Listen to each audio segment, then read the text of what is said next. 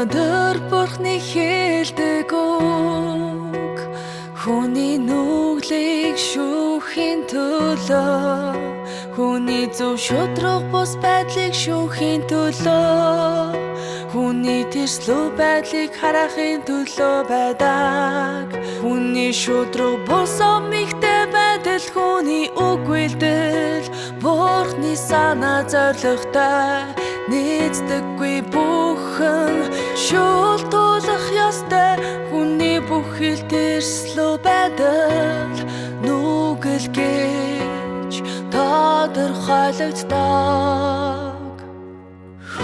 Бурхны үг шүүлтийн зарчимд үндэслэдэг, тэрээр хүний зөв шудраг бус байдлыг шүүж, хүний тэрслүү байдлыг харааж, хүний үзэшгүй муухай нүр царайг бүгдийг ил болгосноор зөв зан чанараа харуулдаг.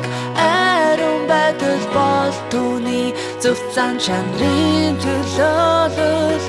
Үнэн хэрэгтэй Бурхны ариун байдал түүний зөв зан чанар билээ. Танрын завхарсан зан чанар өнөөдрийн үгийн цааш шалтгаан. Бурхан тэтгэрийн дагуу үг хэлж шүүж, байлдан дагуулалтын ажлыг гүйцэтгэдэг. Ганцхан энэт бодит ажил зөвхөн имайгаар Бурхны ариун байдлыг бүрэн тодруулж чадна.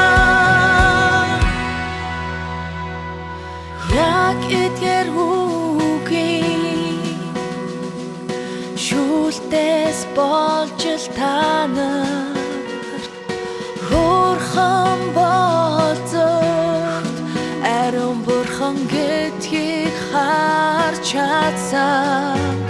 Өөрийн ариун зүт байдлаас л болж тэр таныг шүүж, үр хилэнгээ та нар дээр буулгадаг. Байдлыг хардаг учраас л зөв зан чанараа илчилдэг. Хүн төрлөختний бузар булаа болон завхрал түүний ариун байдлыг илчилдэг. Тэр бол ариун өсөгүй атлаа бузар газарт амьдардаг. Бурхан өөрөө мөн гэдгийг энэ нь хангалттай харуулдаг. Хэрвээ хүн хормоо хүмүүсийг даган завхардаг,